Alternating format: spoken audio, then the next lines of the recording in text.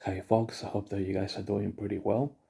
So today is Friday, the 10th of May, 2024, and this video is going to be my 66th World First Biblical Deciphering. And in today's video, I'm going to decipher for you chapter 36, as you can see here in the book of Ezekiel. Okay, so go to the book of Ezekiel, and I'm going to decipher for you chapter 36, rightly dividing all the verses, if you like, here into the correct dispensations. Okay. Now Ezekiel chapter 36 is actually a long chapter. It's got 38 verses. Okay, so from one here, then we go on to the other side of the page here.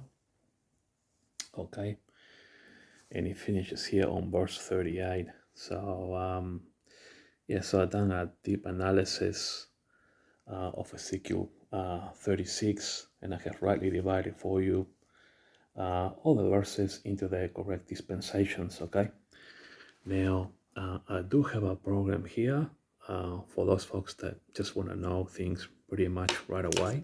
Okay, and so in summary, if you like, verses 1 to 15 are for the church age. Okay, then verses 16 to 21 are under the law as a reminder. Okay, how the Jewish people were shedding blood in the land, and they were following false gods and things like that. And then 22 to 32 go back to the church age, and then verses 33 to 38 go back to the millennial kingdom. In other words, Jesus restoring the nation of Israel and taking away their sin. Okay, so in the program here, as we see here, Ezekiel chapter 36 verses 1 to 38, we're going to have a look at the context here. Here verses 1 to 15 are for the church age. Okay, so verse 1, prophesy unto the mountains. Okay, verse 4, mountains of Israel, hear the word of the Lord. Verse 6, prophesy therefore concerning the land of Israel. Verse 10, and I will multiply men upon you. Verse 11, and I will multiply upon you man and beast. Neither will I cause men to hear in thee the shame of the heathen. Okay, so we see here the setup, if you like, in these major verses 1 to 15, how God is going to restore Israel during the church age. Okay, we'll have a look at the Bible in a moment, folks, so don't worry about that. This is just a quick program for those that want to know how all this is going to pan out. Okay, then verses 16 to 21, they go back under the law. Verses 18 to 21, God pours out his fury on Israel for the blood that they have shed upon the land, and also for worshiping false idols. Okay, that's why verses 16 to 21 go back to the law as a reminder, if you like, and then verses 22 to 32 go back to the church age. Okay, so in verse 22, God is going to restore the nation of Israel for his own holy name. Verse 27, and I will put my spirit in you. Let's go over the page in the program here. And then, yeah, it finishes, if you like, on verse 32 for the church age. But then verses 33 to 38, these are millennial kingdom prophecies, okay? And you have to learn how to rightly divide and read the verses, and also ask yourself questions, okay? Because the only way that you can rightly divide the verses into the correct dispensations is if you actually ask questions as to when things can actually come to pass, okay? That's why these verses from 32 to 30 are for the millennial kingdom. Now, in the day that I shall have cleansed you, meaning Israel, from all your iniquities. So on verse 33, ask yourself, when will be the day or the period of time when God can cleanse Israel from all their iniquities? Don't forget, folks, that Israel right now, because they don't believe in Jesus, they are under sin.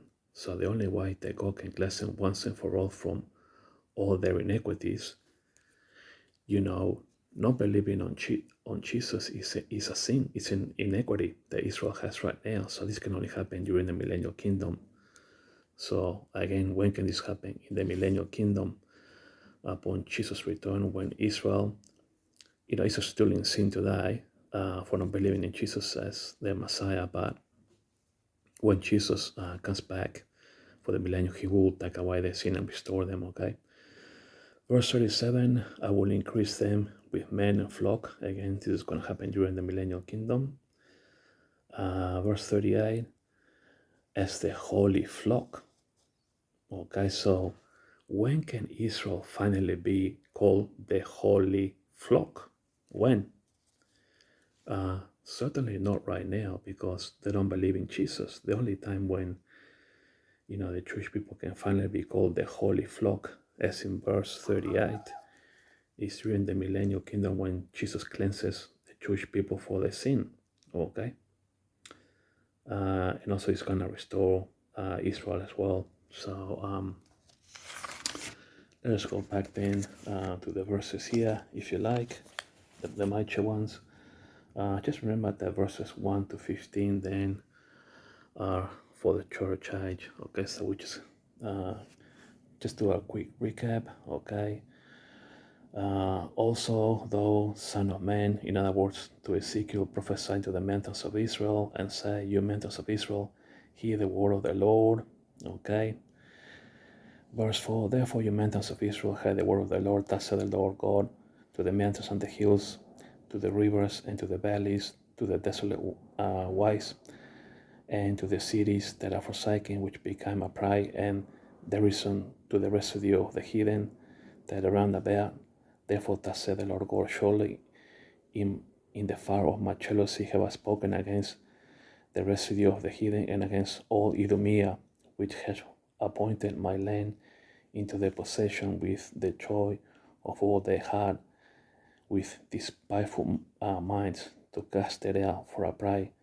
Prophesy therefore concerning the land of Israel, and say unto the mountains and to the hills, to the rivers and to the valleys, thus said the Lord God, behold, I have spoken in my jealousy and in my fury, because you have borne the shame of the heathen. Okay, so God is quite upset, and he's going to restore the land of Israel. Okay, and he goes up to verse 15 when he finishes by saying, neither will I cause men to hear in thee the shame of the heathen anymore. Okay, neither shall thou bear the reproach of the people anymore. So basically it's talking about here God restoring Israel during the church age. But then in verses 16, if you like, all the way to 21, then these are under the law. Okay, because God is reminding Israel, if you like, wherefore I pour my fury upon them for the blood that they had shed upon the land, and for the idols wherewith they had polluted. So basically, verses 16 to 21, if you like, God is reminding, the Jewish people of their sins. And then verses 22, if you like, all the way to 32, it goes back to the church age. Okay, therefore say unto the house of Israel, thus said the Lord God, I will not I do not this for your sakes, O Israel, but for my holy name's sakes, okay, which you have profaned among the heathen, whether you went. Okay, so, and then in verse 27, and I will put my spirit within you and cause you to walk in my statutes, and you shall keep my judgments and do them. Okay, all the way to verses 32. Let's go over the page here. Not for your sakes I do this, said the Lord God, be it known unto you. Be ashamed and confounded for your own ways, O house of Israel. Yeah, so basically it goes back to the church age from verses 22 to 32, God restoring the nation of Israel. And then from 33 to 38 goes to the millennial kingdom. So if we look at 33, okay, thus said the Lord God, in the day that I shall have cleansed you from all your iniquities, ask yourself this question, folks. When can God finally cleanse Israel from all their iniquities? Do you see the setup of the context, how from verses 33 to 38 are for the millennial kingdom? Because if you ask yourself this question, when can Jesus cleanse the Jewish people from all their iniquities? During the millennial kingdom, because right now in the church age, although God has established Israel, the people of Israel in Israel, they're still in iniquity and in sin because they don't believe in Jesus, who's the Messiah. So this can only happen. God can only cleanse them from all their iniquities during the millennial kingdom. Okay. Then the heathen that are left around you, about you, shall know that I am in the Lord. Build the ruined places and plant that was desolate. I, the Lord, has spoken it. Okay, so yeah, basically Jesus is going to restore, the Jewish people and the land and the animals and things like that. Full restoration, if you like, of Israel during his millennial kingdom. But look what it says here on verse 38 that finishes the context of the millennial kingdom as the holy flock. As the holy flock, as the flock of Jerusalem. When can Israel be finally be called the holy flock? During the millennial kingdom, when God cleanses all of them, in other words, the Jewish people, from all their iniquities. So do you see how then verses 33 to 38 are for the millennial kingdom? All right, folks, I'm just going to finish this video now, but just in summary, verses 1 to 15 are for the church age. Verses 16 to 21 are under the law as a reminder. 22 to 32 go back to the church age. And 32 to 38 are for the millennial kingdom. In other words, Jesus restoring Israel. All right, folks, thanks for watching. And next I'm going to be doing Ezekiel 37, rightly dividing Ezekiel 37. Talk to you guys later.